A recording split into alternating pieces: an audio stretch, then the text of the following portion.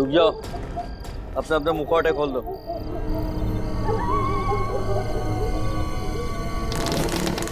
जाओ अंदर।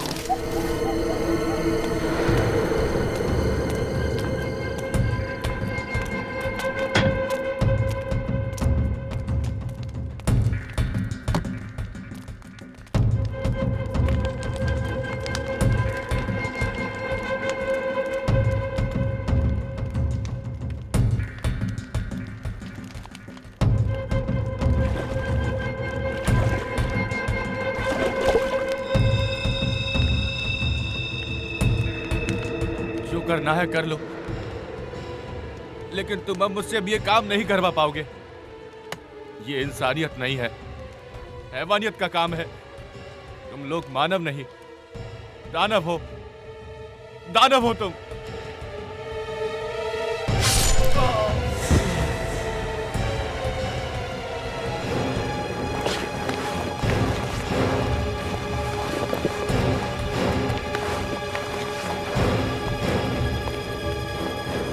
कान खोल कर सुन लो, जो हमारे खिलाफ आवाज उठाएगा उसे हमेशा के लिए सुला देंगे हम।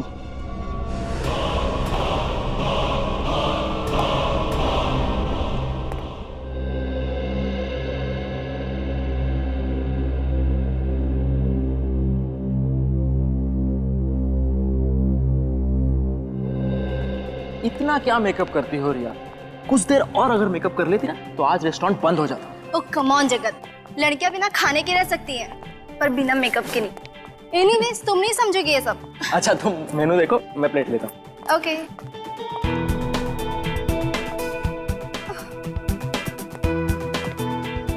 ये कितना ऑयली है, मैं नहीं खाऊंगी ये सब। रिया थोड़ा खाने से कुछ नहीं होता है। नहीं, मुझे तो अपना 6 किलो वेट और कम करना है। एक काम करती हूँ, मैं सूप ले लेती हूँ। मैडम जी इतनी डाइटिंग करोगी तो एक दिन हवा में गायब हो जाओगी। ठीक है, तो ये ग्रैब सूप है, वो ले लो। ठीक है ओके। उफो, यहाँ तो सूप बॉल ही नहीं है। सॉरी मैम, एक मिनट प्लीज। Thank you.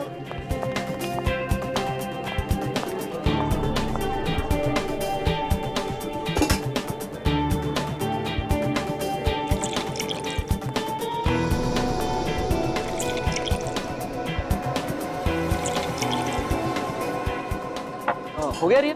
हाँ हो गया। चलो, कह रही थी तुम्हारे दीदी का कॉल आया था। दीदी का नहीं, मामा का फोन आया था।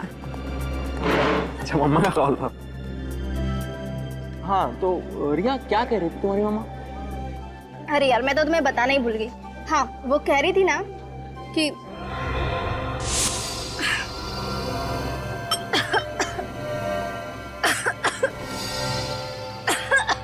क्या हुआ रिया? कैसा तो लगता क्या हुआ रिया?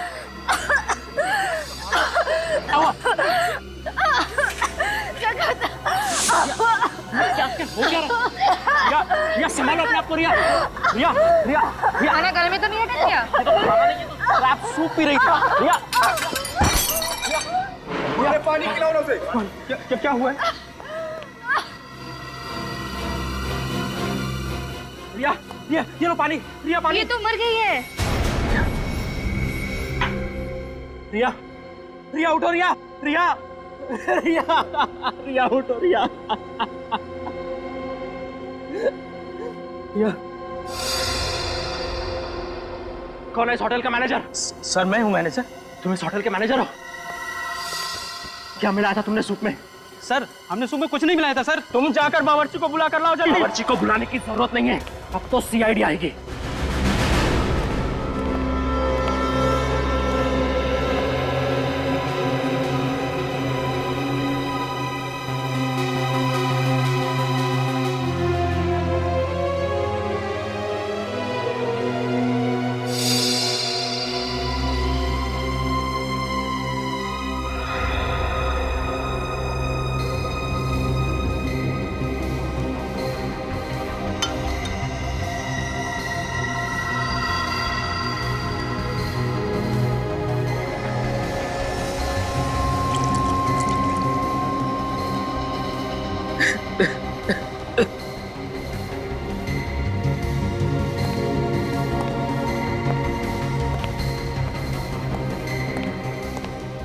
कैसे हुआ ये सब?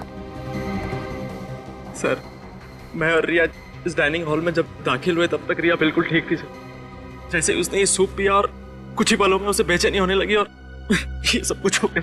रिया को इससे पहले भी ऐसा कभी कुछ हुआ था? नहीं सर। कोई पुरानी बीमारी? नहीं सर, रिया बिल्कुल तंदुरुस्त थी सर। वो तो सर इन लोगों ने उस सूप में जहर मिलाया और मेरी बीवी को मार डाला सर। कमाल करते हैं आप। पिछले 2 घंटे से आप एक ही बात दोहराए जा रहे हैं। सर आप ही सोचिए, रिया मैडम ने जो सूप पिया है, हमारे बाकी गेस्ट ने भी वही सूप पिया है। सर अगर सूप में जहर होता तो बाकी लोगों पर भी तो इसका असर होता। आप लोग आपस में बहस करना बंद कीजिए। अच्छा, आप लोगों ने भी सूप पिया था तो आप लोगों को बेचैनी नहीं हुई? नहीं सर, अभी तक तो कुछ नहीं हुआ। पर मुझे इस औरत की लाश देख करके बेचैनी हो रही है। मैम, जो सवाल पूछा जाए उसका जवाब दीजिए आप। सॉरी सर, असल में मैं 2 बाउल भर के सूप पी थी, पर मुझे कुछ नहीं हुआ।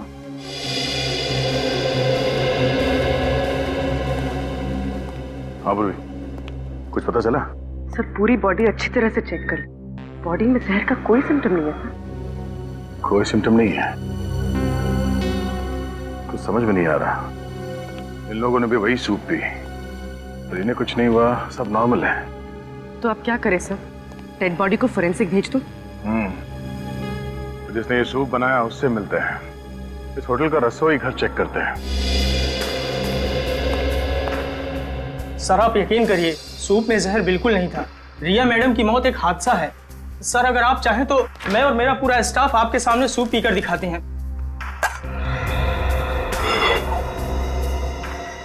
मैं आप लोगों को एक आखिरी मौका देता हूँ, सच बताओ।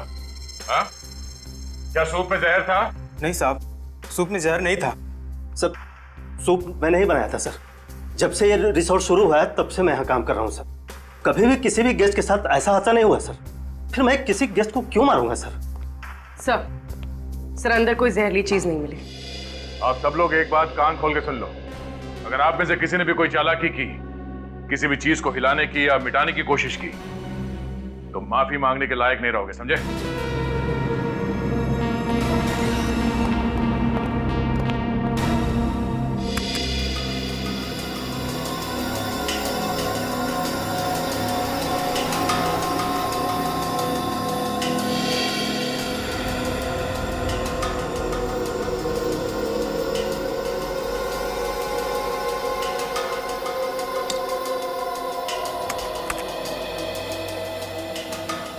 सर इस बात पर तो कोई भी विश्वास नहीं करेगा।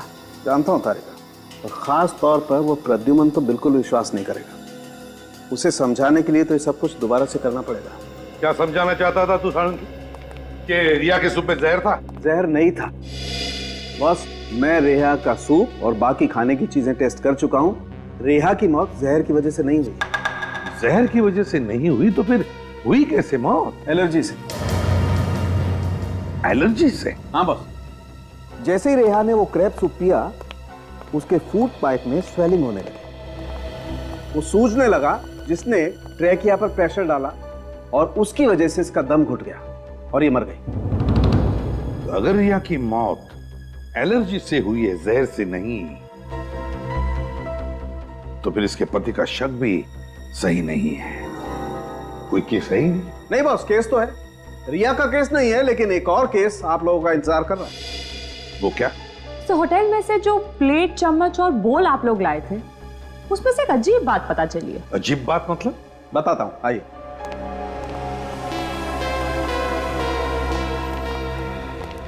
बॉस ये चम्मच सेरेमिक का है और सेरेमिक 3000 डिग्री सेल्सियस पे पिघलने लगता है। अब मैं इसे हाई टेम्परेचर बीम पर तोड़ता हूं। लेकिन सर आप इसे तोड़ना क्यों चाहते हैं? क्योंकि ये ऊपर से सेरेमिक का है, इसके अंदर कुछ और है।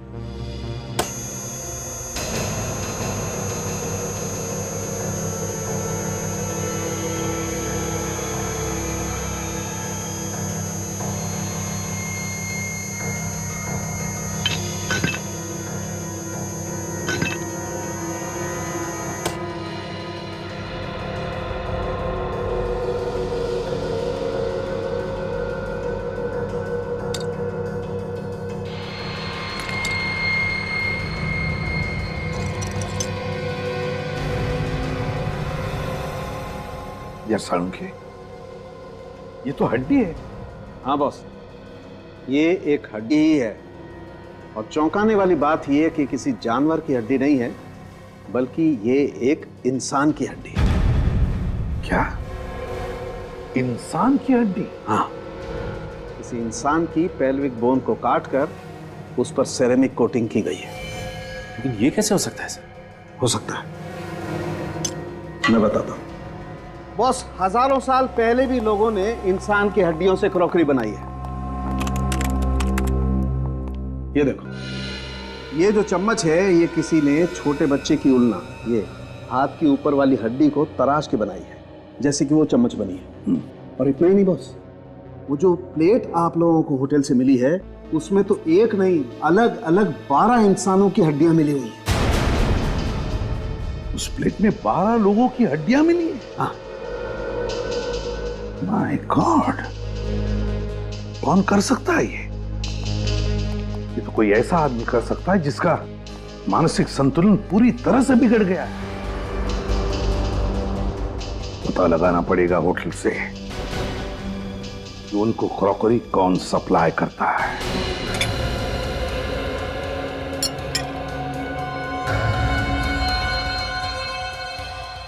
क्या सर, ये क्या बोल रहे हैं? इंसानों की हड्डियों से बने हुए बर्तन?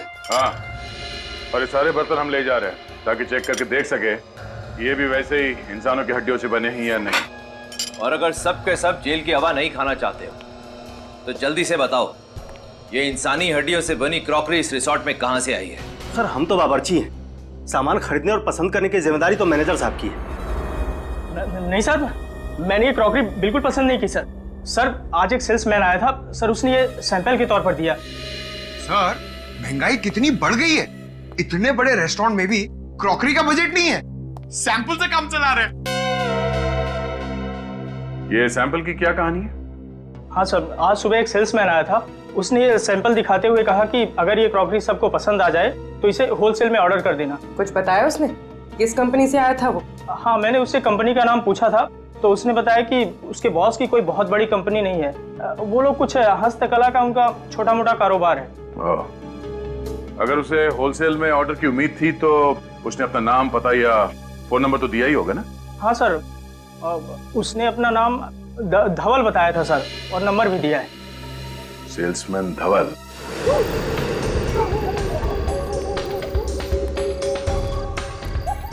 सर, ये रहा धवल का घर। मोबाइल कंपनी वालों ने यही एड्रेस बताया था।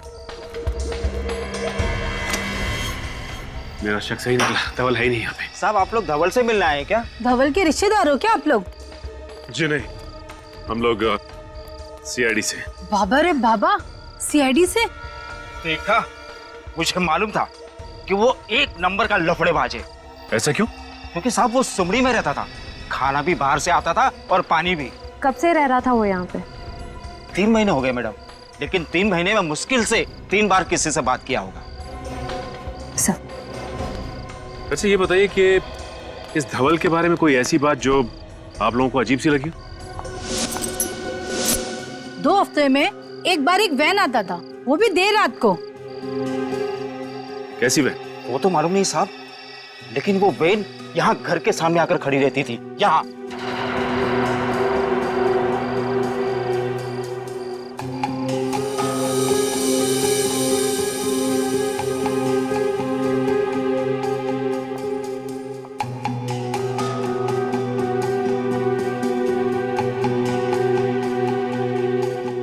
धवल और दूसरा आदमी उसमें से बड़ा बड़ा कार्टून निकाल के घर के अंदर ले आता था। ठीक है, अगर आप लोगों की जरूरत पड़ेगी तो हम बुलाएंगे। आप लोग यहीं रुकिए। जी। क्या हो श्रेया, कुछ मिला क्या? सर ये देखिए, शायद धवल की फोटो है ये। धवल की फोटो? इस फोटो को देखिए, क्या यही धवल है? हाँ साहब, यही धवल है।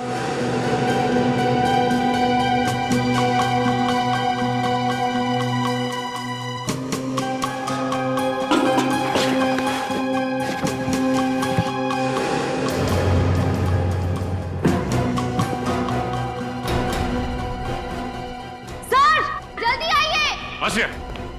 सर! My God!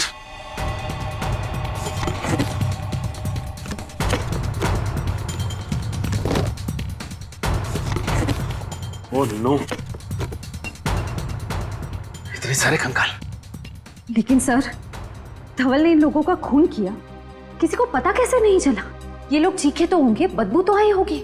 नहीं श्रेया, इन्हें यहां नहीं मारा गया है, बल्कि इन्हें बाहर मारा गया है और इनकी हड्डियों को लाया गया है कार्टन्स में। लेकिन सवाल ये उठता है कि ये लोग थे कौन जो मारे गए, और धवल ने इन्हें मारा कहाँ है?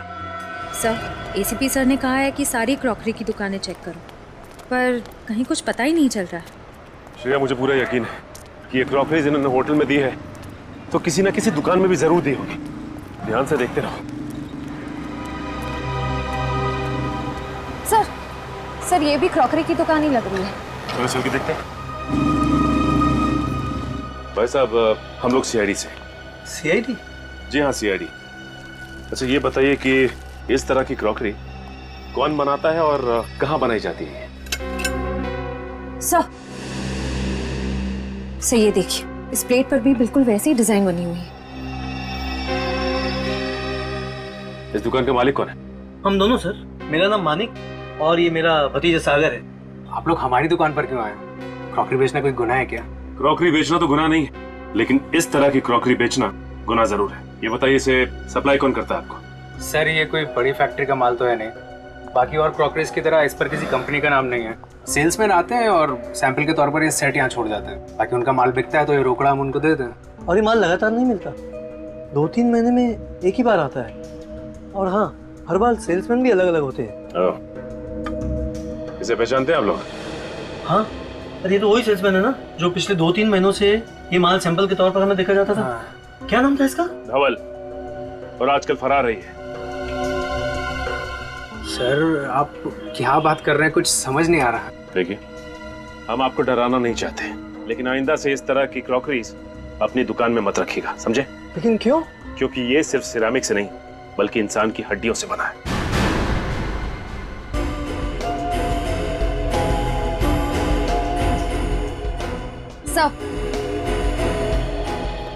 सर ये देखिए, वैसी ही प्लेट है और वैसा ही बोल है, रिपेयर और रिपेंट करने के लिए पीछे रखा हुआ था।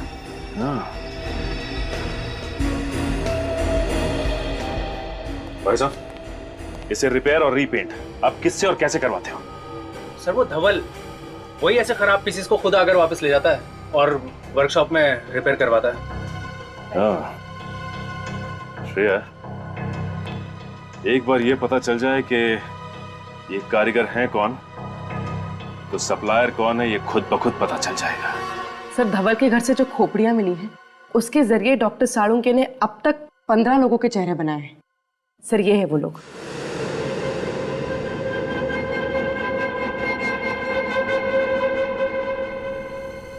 सर ये सारे लोग लावारिस हैं और इनका कोई भी रिकॉर्ड हमारे पास नहीं। धवल कहाँ रहता था?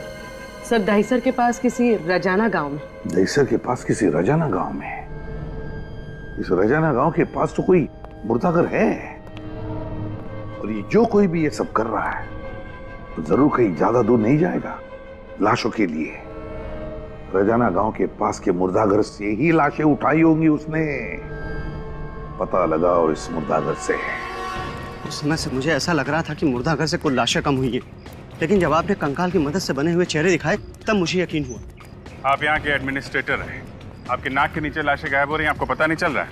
मुझे अपने स्टाफ पर जरूरत से ज्यादा विश्वास था, तो गलती मेरी है सर। ये हमें देख के भाग क्यों गया? पता नहीं।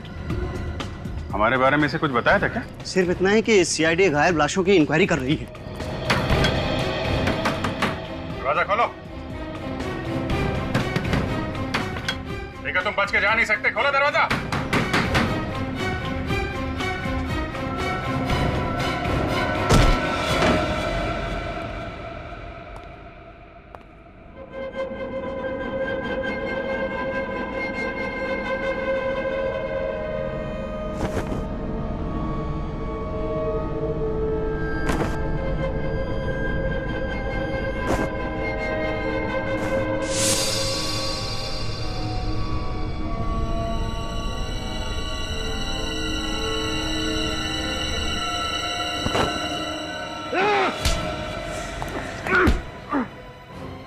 जिंदा रहने के लिए मुर्दों का सहारा ले रहा है? छोड़ दो मुझे, जाने दो। कहाँ जाएगा? तुझे तेरी मंजिल तक तो हम लेकर जाएंगे। लाशों की चोरी करता है। ये करता था लाशों की चोरी? हाँ, और ये मत पूछना कि लाशों के साथ ये क्या करता था। ले चलो इसे। कुछ साबित नहीं कर पाओगे इंस्पेक्टर, कुछ भी नहीं।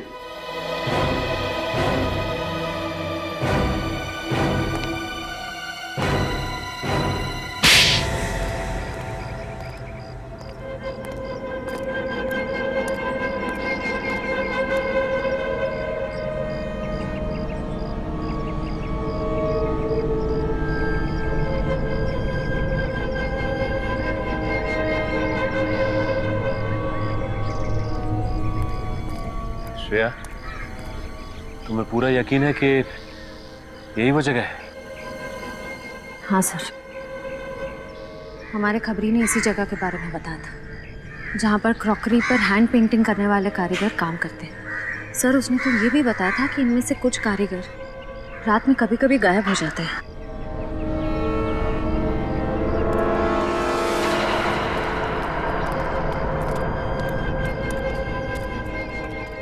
जी कहिए। हमें क्रॉकरी पे। देखिए मैम, हम क्रॉकरी नहीं बेचते, आपको शायद कुछ गलतफहमी हुई मैम। हम लोग तो बस यहाँ के कारीगर हैं और इसमें पेंटिंग करते हैं। हमें भी ऐसे कारीगर की तलाश है जो इस तरह की पेंटिंग कर सके। ये देखिए,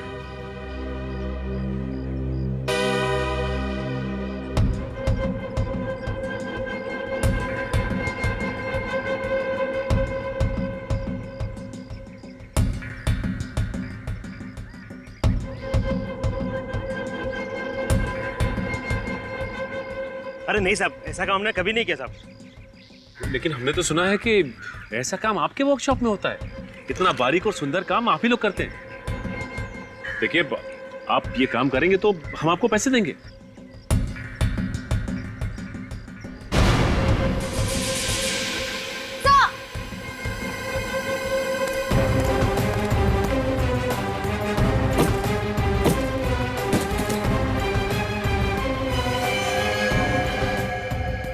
ये तो मर चुका है। रुक जाओ, गोली मार दूंगा मैं।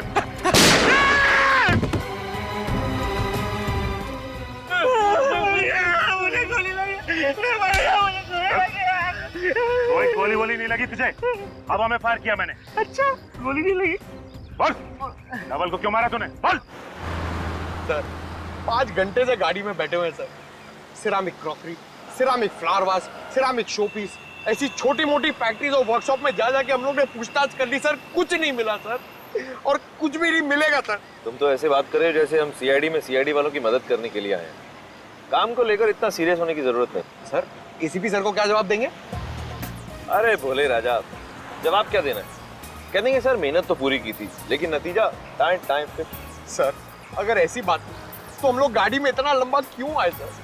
हम गए नहीं गए किसी को पता भी नहीं चलता था, क्योंकि ये फैक्ट्री और वर्कशॉप की लिस्ट सिर्फ हमारे पास है, ब्यूरो में किसी भी कॉप के पास नहीं है। थोड़ा नाटक, थोड़ी नौटंकी करनी पड़ती। देख, हमारे यहाँ आने का फायदा क्या है कि अगर सीआईडी के पुराने वफादार ऑफिसर्स में से किसी ने भी हमारे फोन को ट्रैक करके उसे क्रॉस चेक किया तो कम से कम ये तो पता लगेगा कि हम लोग यहाँ आए थे। कितने स्मार्ट है सर आप। कोई नया डायलॉग बोल। अच्छा, एक फैक्ट्री है ये 1978 से बंद पड़ी हुई है, वहाँ मिट्टी के बर्तन बनते थे, चल के वो भी देख लेते हैं। सर, वहाँ भी कुछ नहीं मिलने वाले। मुझे बहुत भूख लग रही है, सीधा लंच खाने चलते हैं। और तुम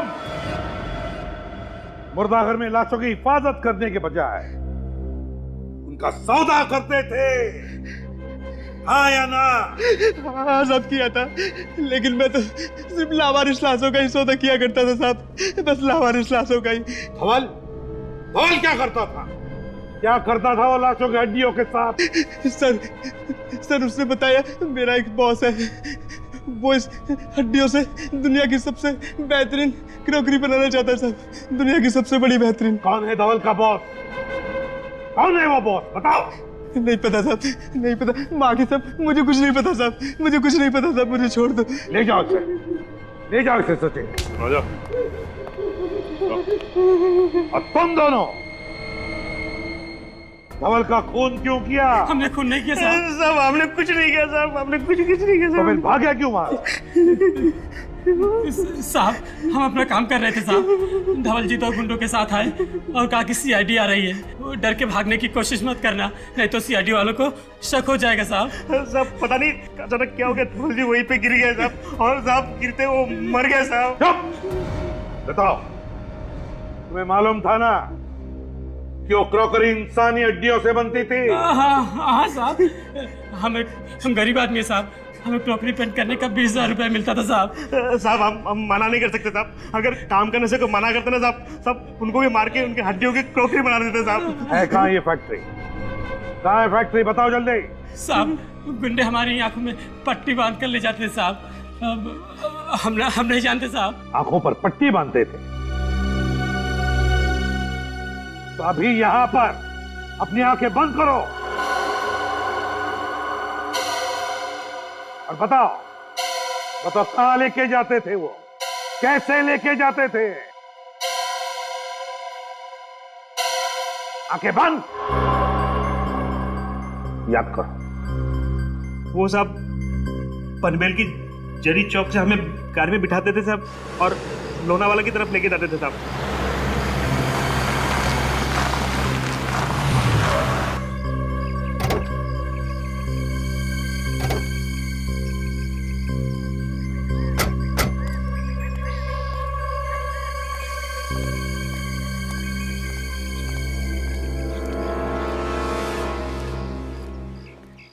सर दिखने में तो कितनी बड़ी फैक्ट्री लग रही है ना। अब चले यहाँ से सर, मुझे बर्गर खाने का बहुत मन कर रहा है। वैसे भी उन लोगों को मालूम पड़ जाएगा ना कि हम लोग यहाँ पे आए थे।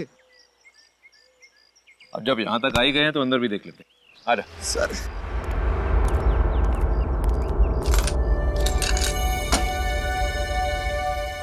ये फैक्ट्री 1978 से बंद पड़ी है, फिर ये ताला नया कैसे? सर अभी तो आपने कहा था कि हम लोग सीआईडी का काम करने नहीं आए, तो ये ताला नया हो कि पुराना आपको क्या फर्क पड़ता है? अरे बुद्धू, यही तो मौका है। देख, अगर कोई काम की चीज हाथ नहीं लगी तो बोल देंगे सर हमें कुछ भी नहीं मिला, लेकिन अगर कोई सुराग या सबूत हमारे हाथ लग गया तो सोच, पूरे शहर में ढिंडोरा पिट जाएगा कि सूरज और पंकज ने इतना मुश्किल केस अकेले ही सॉल्व कर लिया, जिसे सीआईडी के बड़े बड़े दिग्गज भी सॉल्व नहीं कर पाए थे। हाँ सर। समझा? एक काम कर, आसपास जरा जाकर देख कोई मिलता है क्या। मैं ये ताला तोड़ने की कोशिश करता हूँ। Okay sir.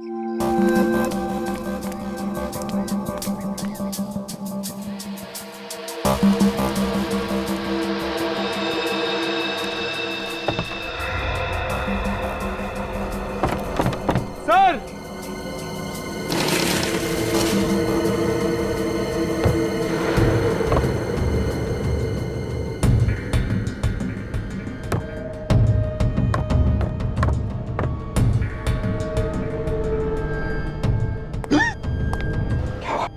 सर हड्डी। चुप। सर मैं कह रहा हूँ अभी भी वक्त है, दया सर और अभिजीत सर को बुला लीजिए। ये जगह बहुत डरावनी है सर, मुझे बहुत डर लग रहा है। चुप। ऐसी छोटी मोटी तहकीकात के लिए उन्हें बुलाने की क्या जरूरत है? खुद कुछ नहीं करेंगे क्या? चुपचाप मेरे पीछे आओ, देखिए इस कमरे में है क्या।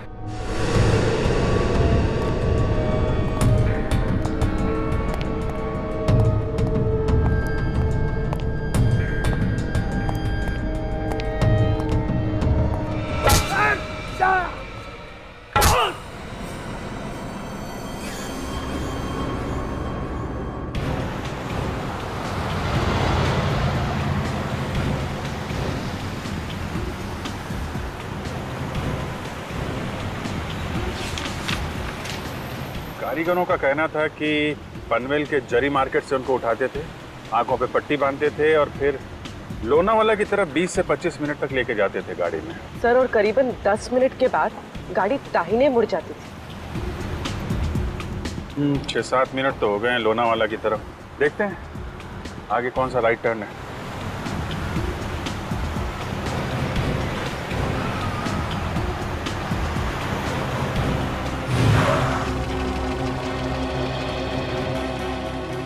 चिरंगी लेन,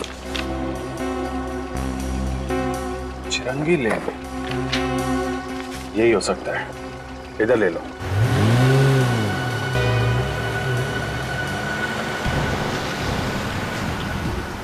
सर ये रास्ता तो शहर से दूर जंगल की तरफ जा रहा है। सर उम्मीद है कि उन कारीगरों का अंदाजा सही होगा। पूर्वी 6 महीने से लगातार उन लोगों को इसी रास्ते पे लेके जा रहे हैं। उनका अंदाजा गलत नहीं होगा कि सूरज और पंकज का भी मोबाइल आखिरी बार यहीं पे ट्रैक किया गया था। इधर ही चलो।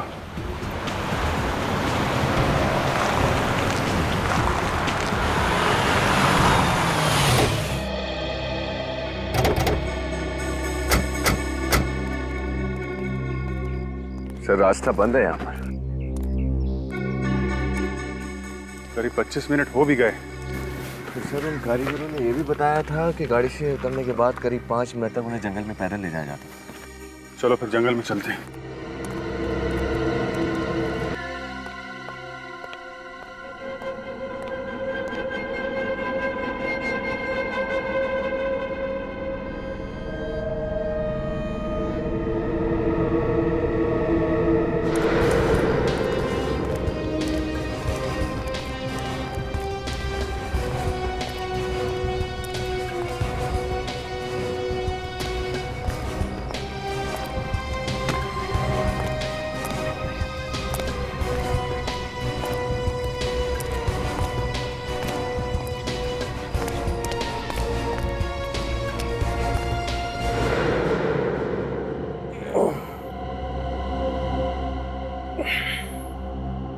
पंकज, पंकज, पंकज, पंकज, उठ। चुप, चुप, धीरे बोल, धीरे बोल, धीरे बोल।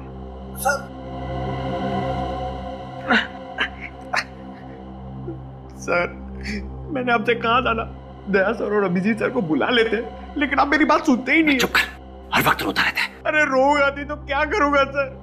ये वही नरक है जहाँ पर इंसान की हड्डियों के साथ ये लोग सिरामिड की प्लेट्स और सूप बोल्स बनाते हैं सर। सर मैं आपके हड्डियों के प्लेट और सूप बोल्स बनते हुए नहीं देख सकता हूँ सर। अरे कुछ नहीं होगा हमें। सर कैसे कुछ नहीं होगा? सीआईडी की टीम को पता भी नहीं कि हम लोग कहाँ पर है और हमारे पास बंदूकें भी नहीं है। तो क्या हुआ? भूल गया सीआईडी की ट्रेनिंग? हम सीआईडी वालों को बंदूक नहीं हाथों से लड़ना भी सिखाया जाता है। और आज हम सिर्फ सीआईडी की इज्जत के लिए नहीं, अपनी जान के लिए भी लड़ेंगे। अभी सुन, ये मेरी पतलून को थोड़ा सा ऊपर कर। हाँ? पतलून को ऊपर कर। अरे पकड़ना इधर। और ये मोजे में से ये स्ट्रैप, हाँ ये स्ट्रैप को पकड़। हाँ मेरा सब। हाँ चल ठीक है। हाथ में आ गया सर। अब देख क्या रहा है, काटना रस्सी। सर आप कितने स्मार्ट है सर। डायलॉग।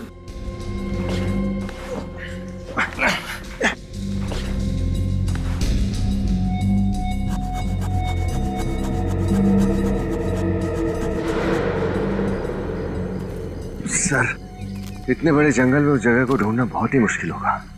याद है उन कारीगरों ने कहा था ना कि जंगल में कुछ दूर चलने के बाद उनके शरीर पे पानी के छींटे पड़ते थे। सर यहाँ ना तो कोई नदी है ना ही कोई झरना। कुछ ना कुछ तो होना चाहिए। सर कहीं ऐसे तो नहीं कहीं कोई पानी का पाइप वाइप फट गया हो सकता है, ढूंढो।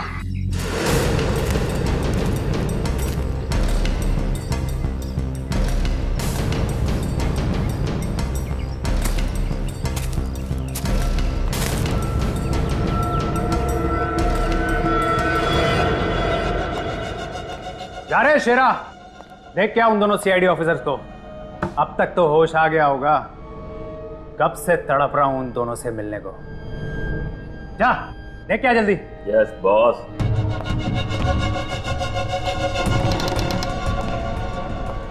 चल।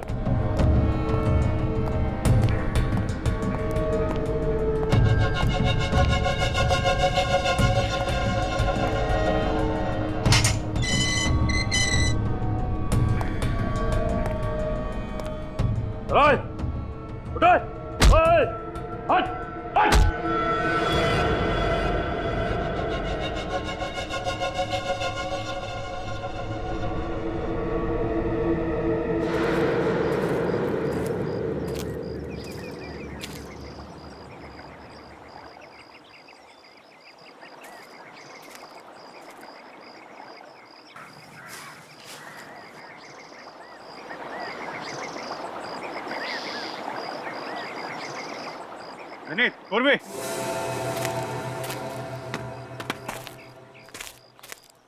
यहाँ अंदर पानी का पाइप जा रहा है।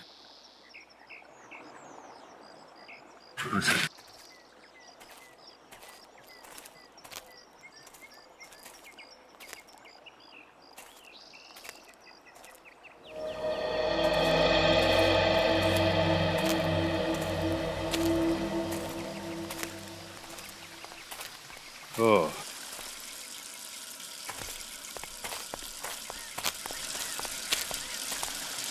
यहाँ पे पानी की पाइप फटी हुई है। तो लगता तो हम सही जगह आ गए।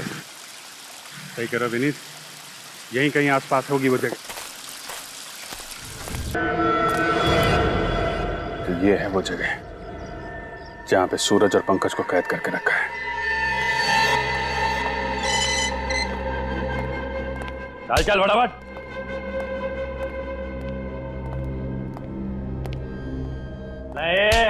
चलो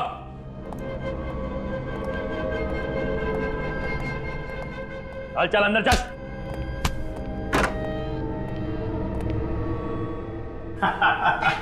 आओ मेरे मेहमानों, आओ। अब तक तो तुमने देख लिया होगा ये मेरा छोटा मोटा कारोबार। तुम? आप लोग हमारी दुकान पर क्यों आए? क्रॉकरी बेचना कोई गुनाह है क्या? सर, ये वही सागर है जिसकी होलसेल मार्केट में सिरामिक्स की दुकान है। हाँ, सागर, सागर।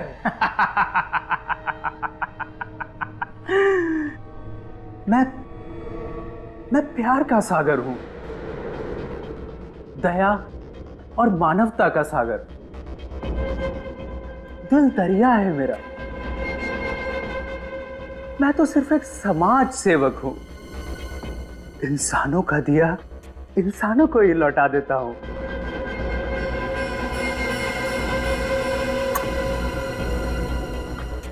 इंसानों की हड्डियां मिट्टी में क्यों मिले? इन हड्डियों से बर्तन क्यों ना बनाए जाएं? हैं?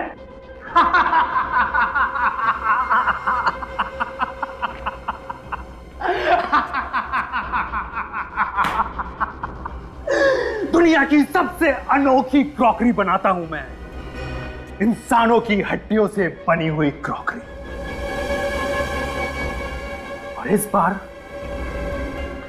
बार तो कुछ अनोखा डिजाइन करना होगा, कुछ स्पेशल, जिसमें सीआईडी अफसर्स की हड्डियां हो।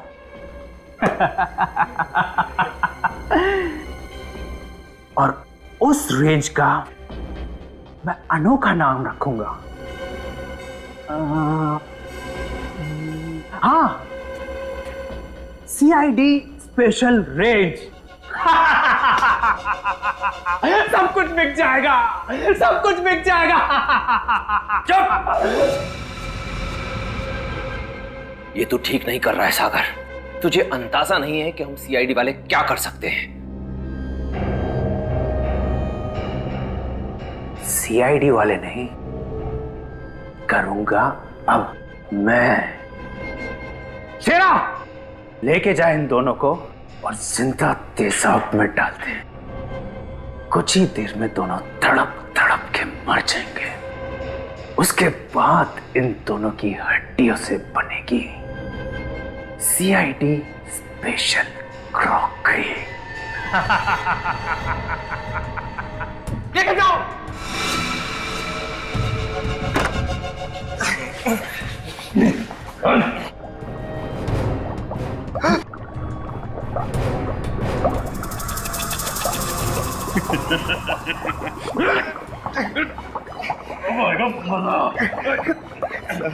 और बर्दाश्त नहीं हो रहा सर।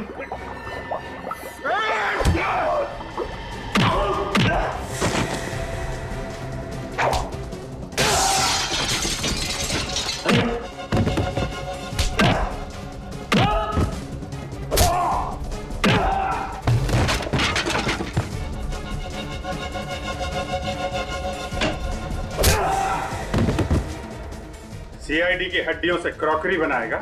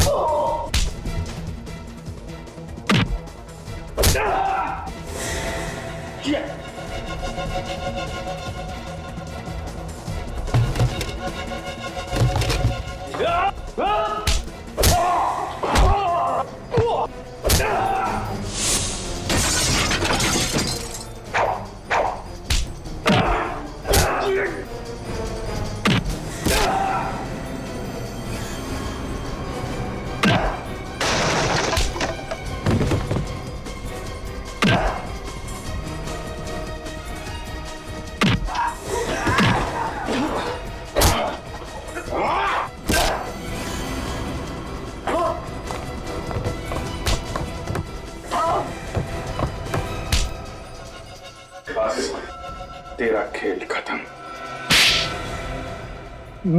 मैंने कोई जुर्म नहीं किया, मैंने कोई जुर्म नहीं किया। ये तो एक कला है। कला। इंसानी हड्डियों से बर्तन बनाना ये कला है। बर्तन बनाना कोई जुर्म थोड़ी है। मैं तो मुर्दा घर से सिर्फ उन्हीं लाशों को खरीदता था जो लावारिस होती थी, क्योंकि मैं नहीं चाहता था कि उन लाशों की हड्डियां जमीन में गलकर मिट्टी बन जाए। जब तुम्हारा काम मुर्दों की हड्डियों से चल रहा था तो फिर मासूम लोगों की जानें क्यों ली? जो भी मेरे रास्ते में आया, जिसने भी मेरे कारोबार में दखल देने की कोशिश की, मैंने उसकी जान ली। सबसे पहले तो मैं उन कारीगरों को मारता था जो मेरा काम करने से मना करते थे, और फिर उसके बाद में उनकी हड्डियों से बर्तन बनाता था। और धवल को क्यों मारा तुमने?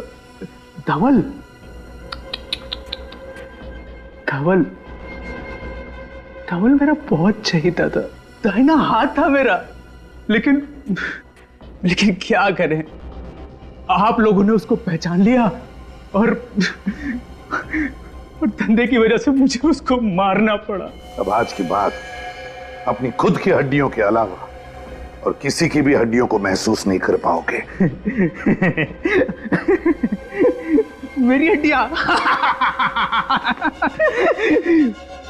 मरने के बाद मैं अपनी हड्डियों से भी बर्तन बनाऊंगा। इस तपस्या को कोई भंग नहीं कर सकता। इसकी दिमागी हालत ठीक नहीं कोई है, भंग नहीं कर सकता। साइकेट्रिक ट्रीटमेंट की जरूरत है इसे। फिर अदालत ही तय करेगी इसे क्या सजा देनी है। ले जाओ इसे।